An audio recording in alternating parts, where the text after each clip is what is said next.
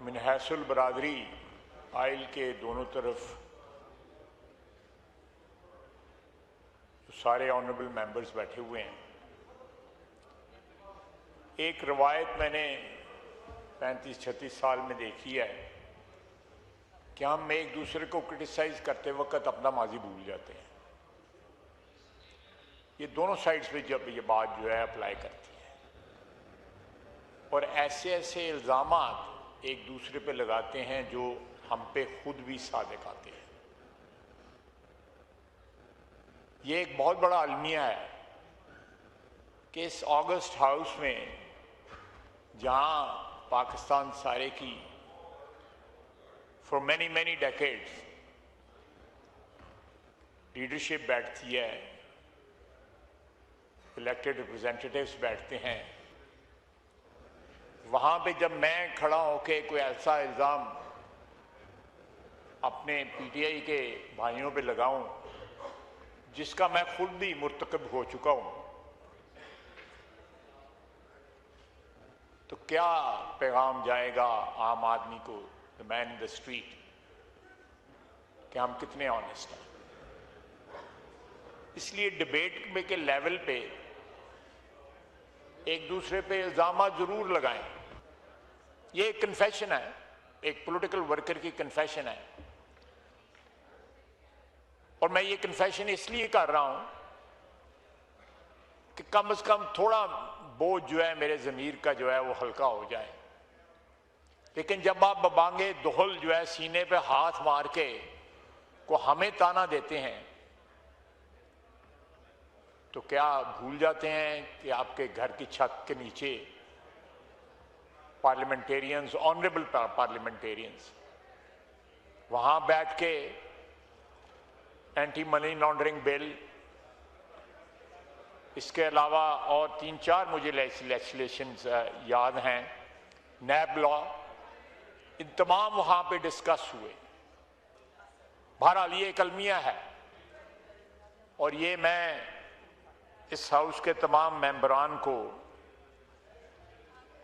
एक food for thought देना चाहता हूं कि सियासत में जो है ठीक है, नहायत ग्रे एरियाज होते हैं, लेकिन बाज़ औक़ात जो है उन ग्रे एरियाज को जो है स्क्वीज भी किया जा सकता है, उनको लिमिट भी किया जा सकता है, श्रिंक भी किया जा सकता है, लेकिन हम उनको एक्सपेंड करते हैं और मुनाफ़क़त की नई जो है मंजिलें तय करते हैं, नई बुलंदियां जो है उनके ऊपर पहुंचते हैं। बहरहाल मैं अब जो मुख्तलिफ इस हाउस में पिछले 4-5 रोज़ में जो बातें हुई हैं, सबसे पहले जो पाकिस्तान ने एक डिप्लोमेटिक विक्ट्री जो है उसमें पाकिस्तान ने अपना रोल प्ले किया है, बल्कि उसको विक्ट्री स्टैंड तक पहुंचाने में जिस तरह अपना रोल अदा किया है, मेरा ख्याल है 78 साल में इससे ज़्यादा फखरिया लम्हा अगर आया था तो हमारी जो भारत के ख़िलाफ़ जंग थी उसमें हमारी जीत और हमारी फतह अल्लाह के फजल थे वो थी। 1 साल के अंदर 2 मरहले ऐसे तय हुए जिन्होंने पाकिस्तान की अज़मत को, वतन अजीज़ की अज़मत को, इज़्ज़त आबरू को जो है सारी दुनिया में रिकग्नाइज कराया। मैं इसके लिए अपनी अफवाज की लीडरशिप का, फील्ड मार्शल का, प्राइम मिनिस्टर का और जो सारी टीम जो है उनके साथ जो काम कर रही थी, मेरा ख्याल है सारी कौम को उनका शुक्रगुजार होना चाहिए कि उन्होंने स्टीयर किया नहायत दानिशमंदी के साथ जो है एक ऐसे मसले को जो बज़ाहिर जो है नामुमकिन लगता था, नामुमकिन को मुमकिनात बनाया। 5 गुना बड़ा दुश्मन जो है उसने हमारे पे हमला किया और हमने उसको मट्टी में रोल दिया। कल मोदी ने बयान दिया है, मुबारक दे रहा है वो ट्रंप को, प्रेसिडेंट ट्रंप को, उसको इतना दिल गुर्दा नहीं है उसमें कि उसमें पाकिस्तान का नाम जो है वो शामिल करे, जिसकी छप्पर छांव के नीचे ये सारा कुछ हो रहा है अल्लाह के फजल करम से। ये लम्हात जो है कौमों की तारीख में बड़ी बड़ी मुद्दत के बाद आते हैं, सदियों के बाद आते हैं, और वो तारीख के सुनहरे हरूफ बन जाते हैं। हमें फख्र करना चाहिए, सबको फख्र करना चाहिए। ये फख्र जो है हमारा कॉमन है। ये अगर पाकिस्तान का नाम ऊंचा हुआ है, इज्जत में इजाफा हुआ है, तो सारे पाकिस्तानियों के लिए है। उनके सियासी सोच क्या है, उनको शिकायतें क्या हैं, वफाक से शिकायतें हैं, सूबों से शिकायतें हैं, किसी से भी शिकायतें हैं, लेकिन मेरा ख्याल है कि these moments of jubilation should be celebrated as a nation, as one entity.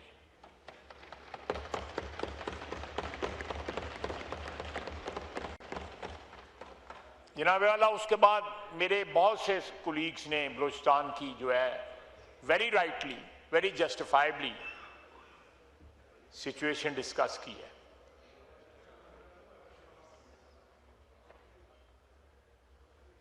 ये जो सिचुएशन जो है ये कल परसों तरसों अनफोल्ड नहीं हुई, ये पैदा नहीं हुई, इसमें बहुत से लोगों की कंट्रीब्यूशन है। मैं किसी का नाम नहीं लूंगा, बात पार्टीजन हो जाएगी, लेकिन ये सबकी रिस्पॉन्सिबिलिटी है। अगर बलूचिस्तान में आज रास्ते महफूज नहीं है और दहशतगर्द जो हैं वो हाईवेज और सड़कों को जो है उन्होंने अनसेफ बनाया हुआ है ट्रैवल के लिए, और दहशतगर्दी के वहां पे वाकयात होते हैं, तो मैं समझता हूं कि ये कलेक्टिव रिस्पॉन्सिबिलिटी फिर इसी हाउस की है, इसी ऐवान की है।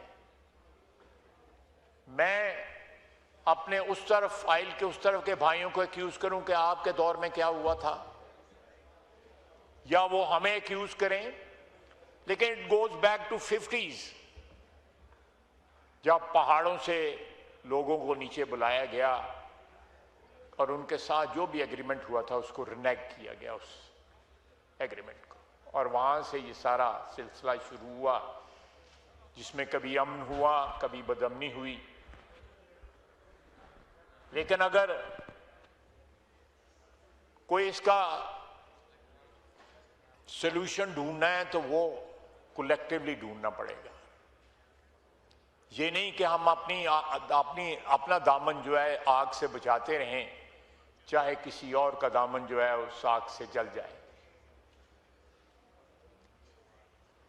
ये मसला किसी एक पार्टी का नहीं है, किसी एक सूबे का नहीं है। अगर बलूचिस्तान में प्रॉब्लम्स हैं, दहशतगर्दी है वहां पे, तो मेरा ख्याल है कि जिम्मेदारी जो है हम सब की कलेक्टिव जिम्मेदारी है, और इसका हल होना चाहिए, और ऐसा हल होना चाहिए जो बलूचिस्तान की आवाम को, चाहे वो पश्तून हैं या बलोची हैं, उनको एक्सेप्टेबल हो। मैं यहां पे ये भी अर्ज करना चाहूंगा कि ईरान के साथ जो हमारे एक तारीखी ताल्लुकात हैं, उनमें एक नहायत ही खुशगवार जो है डेवलपमेंट्स हुई हैं पिछले चंद महीनों में, या एक साल में, एक 2 साल में। जो हमारे ताल्लुकात में जो बेहतरी आई है, उन पे सैंक्शन जो है रिलैक्स हो रही हैं, उनकी तेल और गैस की जो है एक्सपोर्ट्स पे जो है पाबंदियाँ जो है हटाई जाएंगी, तो मेरा ख्याल है Pakistan can benefit from this change immensely, और सबसे बड़ा बेनिफिशियरी उसका बलूचिस्तान होगा। तो let's see how can we proceed in this direction so that we can maximize our dividends.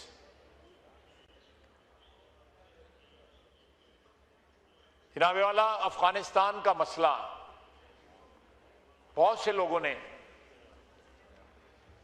शिकायत की कि जी हमें उनसे नेगोशिएट करना चाहिए अफगानियों के साथ, और शायद हमारी जो अप्रोच है वो इम्पर्सनल है, और हम उनसे डायरेक्टली अप्रोच नहीं कर रहे।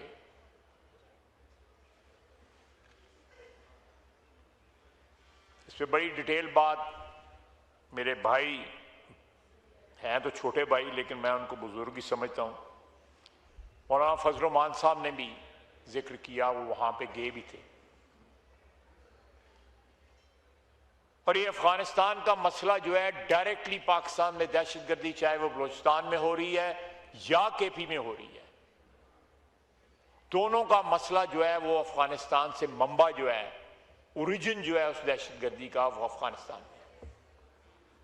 ये शिकायत कि हमने उनसे राब्ता नहीं किया, जनाब पहले 2 दफा तो मैं खुद गया हूं काबुल, दोनों दफा अच्छी खासी सीनियर जो है डेलीगेशन के मेंबर्स थे और पूरी लीडरशिप के साथ मुज़ाकरात हुए। मेरे साथ DGISI थे उस वक्त के, 3 साल पुरानी बात है। वो हर बात मानते थे, लेकिन इस बात पे इसरार करते थे कि हम इन राइटिंग आपको कुछ नहीं दे सकते। हमसे 10 अरब रुपया उन्होंने मांगा, हम देने को तैयार थे, लेकिन साथ जमानत चाहते थे कि ये लोग अगर कहीं पे सेटल भी किए जाते हैं दूर दराज के इलाके में, अफगानिस्तान में, ये वापस दोबारा 10 अरब रुपया खा पी के जो है अब दोबारा हमारी सरहद के करीब ना आके बैठ जाए। उसके बाद मैं काबुल के अलावा तुर्की और कतर में भी उनको मिला। पूरी रात, पूरा दिन जो है नेगोशिएशंस होती रही, उसमें शामिल थे तुर्की की delegation, very high power delegation, Qatar के हाई पावर्ड जो वहां पे डिग्निटरीज हैं वो उसमें शामिल थे, लेकिन वो नतीजा खेज ना साबित हुए। मिनिस्टर ऑफ डिफेंस जो है मुल्ला उमर के जो फर्जंद हैं वो उस डेलीगेशन को लीड कर रहे थे, वो नतीजा खेज साबित ना हुई।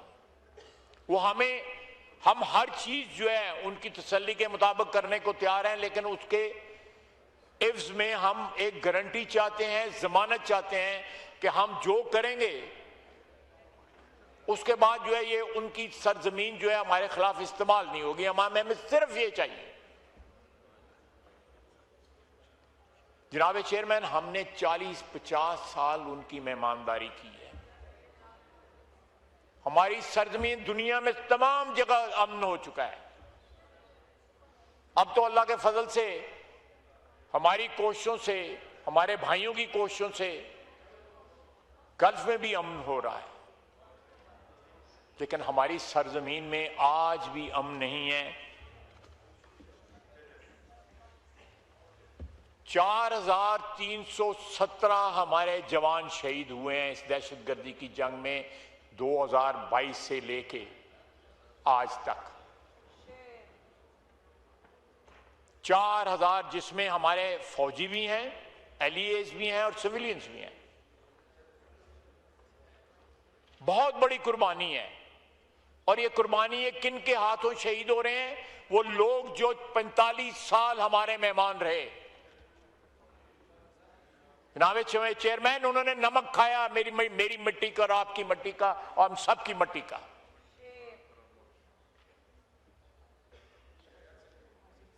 ये गले काटते हैं मस्जिदों में, इमाम बारगाहों में। हमें कहा जाता है कि इनसे बात करें। हमने बात करने की कोशिश की है, 1 दफा नहीं, 2 दफा नहीं, 3 दफा नहीं। मैं गया, फॉरेन मिनिस्टर गए, हाई लेवल इंटेलिजेंस ऑफिसर्स गए, हमारी फौज की क़यादत गई, लेकिन किसी बात की जमानत नहीं है। कोई जमानत तो दे इनकी। मैं नहीं ये कहता कि ये सारा, इसमें हमारी पॉलिसी जो थी 80 की और उसके बाद जो है इस सेंचुरी के जो पहला दहाई थी या दूसरी दहाई थी, जिसमें हमने अमेरिका की प्रॉक्सी बन के सोचा कि हमें कुछ बहुत ज़रा हमारी लॉटरी निकल आएगी, हम अमेरिका की प्रॉक्सी बने हुए। 80 की दहाई में पाकिस्तान became a battleground.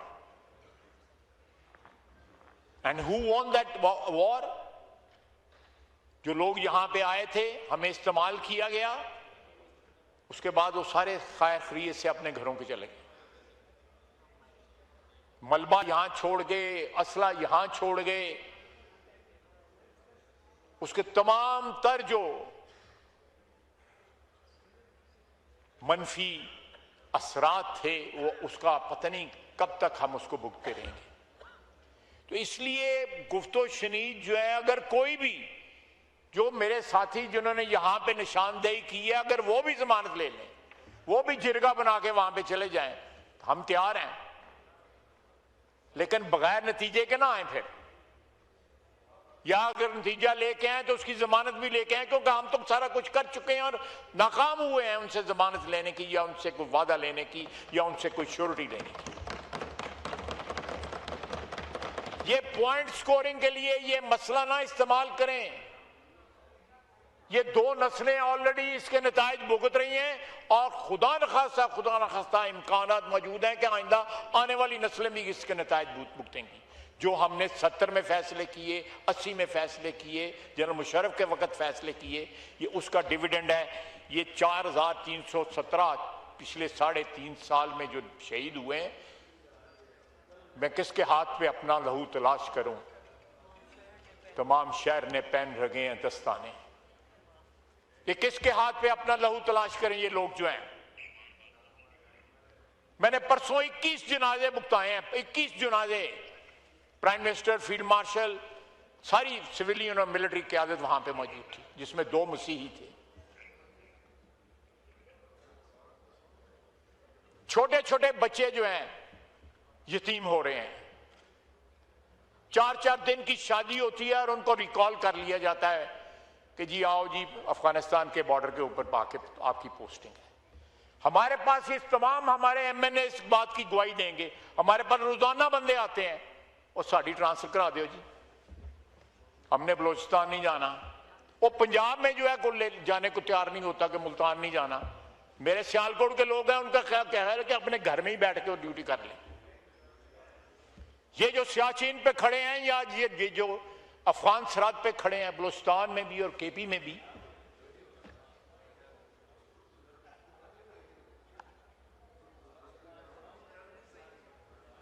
ये लोग भी तो, इनके वालदैन भी हैं, बच्चों से ज्यादातर इनमें जवान हैं जिनके वालदैन भी इस वक्त जिंदा हैं अल्लाह के फजल से।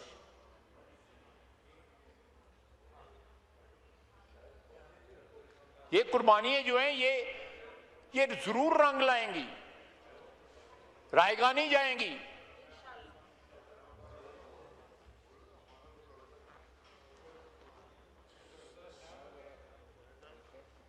जंग यहां लड़ी जा रही है, कराची नहीं लड़ी जा रही है, इसलिए आप बातें कर रहे हैं।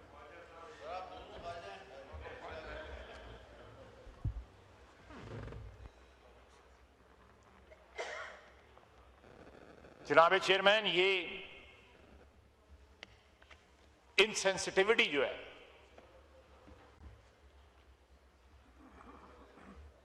अल्लाह ताला ने हमें बड़ी इज्जत बख्शी हुई है कि हम इस ऐवान में बैठे हुए हैं, लेकिन क्या हम अपनी जिम्मेदारियां पूरी कर रहे हैं? नहीं कर रहे।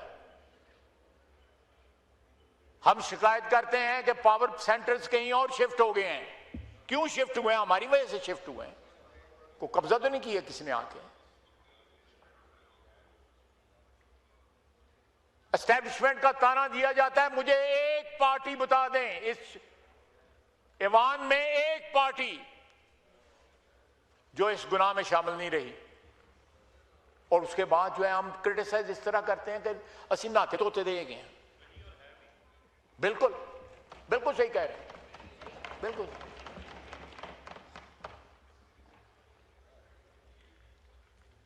मुझे ताना दिया जाता है। तो लेट्स फेस द रियलिटी। ये किसी सियासी जमात के तो शहीद तो नहीं है, ये फौज के शहीद है, जिसको हम एस्टैब्लिशमेंट कहते हैं। 4,316 शहीद 3.5 साल के अंदर जो है उन्होंने अपनी वफा की दास्तान जो है अपने खून के साथ रकम की है।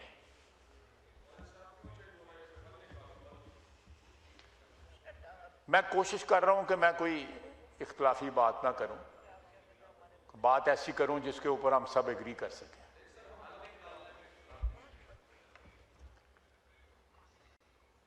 अदरवाइज मैं खासा माहिर हूं इख्तलाफी बातें करने।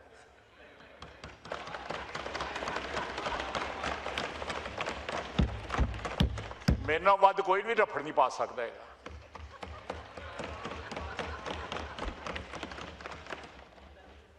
जनाब स्पीकर, अब मैं आता हूं आजाद जम्मू कश्मीर की तरफ। आजाद जम्मू कश्मीर जहां वहां पे जो खेल खेला जा रहा है उसके ताने बाने या तो बरतानिया में बैठ के वो लोग जिनके पास बरतानवी शहरियत है उनके हाथों में है बागडोर उनकी, और या उनकी मार्फत जो है हिंदुस्तान के हाथों में। किसी को इसमें शक नहीं होना चाहिए। बात सिर्फ इतनी है, मैंने पहले भी इस हाउस में कहा था कि 12 सीटें हैं जो पाकिस्तान में मुहाजिरीन बैठे हुए हैं। ये डिफरेंस जो है, ये तफरीक जो है, मुहाजिरीन जो हैं जो हिजरत करके हैं मकबूजा कश्मीर से, वो आजाद कश्मीर में भी हैं, लेकिन आजाद कश्मीर में उन लोगों की तादाद कहीं ज्यादा है जो वहां के ही रहने वाले हैं। उन्होंने कोई खून की लकीर जो है क्रॉस नहीं की। मैंने उस दिन भी कहा था कि मेरे हल्के में, मेरी सियालकोट तहसील में, यू नो इट बेटर, अरमान सुबानी साहब का और मेरा जो हल्का है वो एक सीट बनाता है आजाद कश्मीर की। वो मुहाजिर हैं, उन्होंने कीमत अदा की हुई है, खून के साथ कीमत अदा की हुई है उन्होंने पाकिस्तान की सरजमीन पे। वो सर्वसुजूद हुए जब उन्होंने बॉर्डर क्रॉस किया। हर घर में एक दास्तान है और वो कहते हैं कि इनकी सीटें जो है खत्म कर दो। चौधरी गुलाम अब्बास साहब मरहूम, उनको कायदे मिल्लत कहा जाता है कश्मीर का, वो इन मुहाजिरीन की सीट से इलेक्ट हुए थे। KH खुर्शीद एक और बहुत बड़े कश्मीरी लीडर भी थे, प्रेसिडेंट भी रहे कश्मीर के, वो भी इस मुहाजिर सीट से इलेक्ट हुए। मकबूल भट्ट शहीद जिसको तिहाड़ जेल में फांसी दी गई, वो भी मुहाजिर की सीट से इलेक्ट हुए। तो how can you डिसएनफ्रेंचाइज these people who have paid the highest price for the freedom? You cannot, just because some foreign funded तंजीम जिसका कोई पॉलिटिकल कमिटमेंट कोई नहीं है और वो ब्लैकमेल कर रहे हैं, उनके तमाम तर मुतालबात जो है मंजूर किए गए। आज से मेरा 1.5 साल पहले की बात है। तो 7 महीने पहले लेट्स होल्ड द इलेक्शंस। आजाद कश्मीर की जो अवाम है जो वहां पे रहती है, जो मुहाजिरीन जो है जो पाकिस्तान में रहते हैं, लेट देम डिसाइड कि किसने वोट देना है किसने नहीं देना। नई असेंबली जब बनेगी वो डिसाइड कर लें। ये कोई मॉब को जो है इख्तियार नहीं दिया जा सकता, ये जलसे जुलूसों को इख्तियार नहीं दिया जा सकता। एक कानूनी आईनी इदारे को ये जरूर इख्तियार दिया जा सकता है।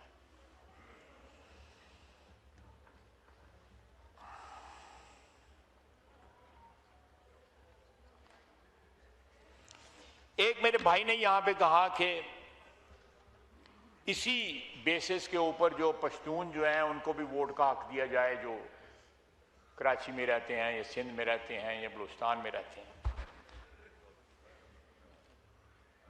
अल्हम्दुलिल्लाह मेरे अपने हल्के में एक लार्ज जो है आबादी है पश्तूनों की, वो वहाँ के वोटर हैं, वहाँ के शहरी हैं, उस सूबे के साथ जो है, पंजाब के साथ उनकी शनाख्त है, वो अपनी जो असलाफ की शनाख्त है वो भी उनकी कायम और दायम है। तो इसलिए मैं समझता हूँ कि ये इस किस्म के मुतालबात जो हैं वो तफरका तो ज़रूर पैदा कर सकते हैं, वो एक पॉलिटिकल एंगलिंग तो ज़रूर हो सकती है, लेकिन उससे कोई इस तरह का मसला जो है वो नहीं बन सकता जिससे कोई मामलात हल हो। अगर कोई पंजाबी जाके पेशावर रहता है, वहां का बासी बन जाता है, रहते हैं।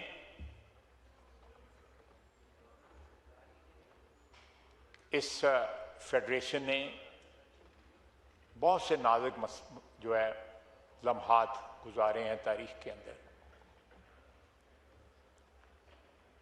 हम बजाय इसकी शिकस्त और रेख्त के बायस बने उसका, ये सारे पाकिस्तान का हाउस है, ये वफाक की अलामत है। ये ज़बान भी जो है अपने अपने सूबों को ज़रूर हकूक़ की बात करें, लेकिन ज़बान जो है वफाक की इस्तेमाल करें। सूबाई असम्बलियाँ मौजूद हैं, वो भी आइन और कानून के अदारे में रहते हुए अपने सूबे की बात ज़रूर कर सकती हैं, उनका हक है, अनडिनाइबल हक है। लेकिन यहाँ पे पॉलिटिकल एंगलिंग के लिए, पॉलिटिकल पॉस्चरिंग के लिए जो है, अगर हम ऐसी बातें करेंगे कि आम आदमी का वफाक के ऊपर या खुदा न खास्ता इस वतन के ऊपर जो है वो ईमान कमज़ोर हो जाए। जनाब चेयरमैन, हम जिस दौर से भी गुजर रहे हैं वो सेलिब्रेट करने का दौर भी है, कामयाबियां हैं हमारी। हमने जब ये पहला बजट, ये तीसरा बजट है, तो वी वर इंसॉल्वेंट, हम दिवालिया हो चुके थे। हर वक्त ये खतरा था कि आज हम दिवालिया हुए या कल दिवालिया हो जाएंगे। हमें IMF ने बेल आउट किया, सख्त शराइत है उनकी, भुगत रहे हैं हम, लेकिन हम इंसॉल्वेंसी से आज जो है सॉल्वेंट हो गए हुए हैं। हमारी इकोनॉमी जो है वो सांस ले रही है, वो ICU से निकल चुकी है। मैं नहीं कहूँगा कि हमने कोई आसमान की बुलंदियों को छू लिया है, लेकिन जिस तरफ जो ट्रैजेक्टरी हमारी इस बात की शहादत देती है, गवाही देती है कि इंशाल्लाह 1-2 साल में हम किसी ऐसी मंजिल को ज़रूर पहुंच जाएंगे जहां पाकिस्तान जो है, जिस तरह मेरे भाई कह रहे थे कि 6.7 या 7% जो है उस ग्रोथ रेट के ऊपर हम पहुंचेंगे। जहां पे पेट्रोल की प्राइसेस, जहां पे कहा जाता है कि 200 रुपये कम होनी चाहिए, अभी इंटरनेशनल मार्केट में इतनी कमी नहीं हुई। People are still waiting. इंशाल्लाह तो ज़रूर नीचे आएंगे और उसका डायरेक्ट बेनिफिट जो है आम आदमी को मिलेगा, इसमें किसी को कोई शक नहीं होना चाहिए। यह भी हकीकत है कि यहाँ पे लेवी की और इन बिल्ड जो टैक्सेशन जो है, मल्टीपल टैक्सेशन जो है, 6-6, 7-7 तो नहीं, 20-20, 25-25 किस्म के टैक्स हैं। आप बिजली का बिल उठाएं, टेलीफोन का बिल उठाएं, दूध का डब्बा उठाएं, बच्चे के दूध का डब्बा उठाएं, उस सब में ये चीजें बिल्ट इन हुई हैं। We have to get rid of all these things and become solvent. उसका एक ही तरीका है कि हर शख्स जो है, मैं बहुत हक में हूं कि टैक्स की शरह जो है इस ऐसे लेवल पे आए जहां पे 25 करोड़ पूरे का पूरी आवाम जो है टैक्स देने पे तैयार हो जाए,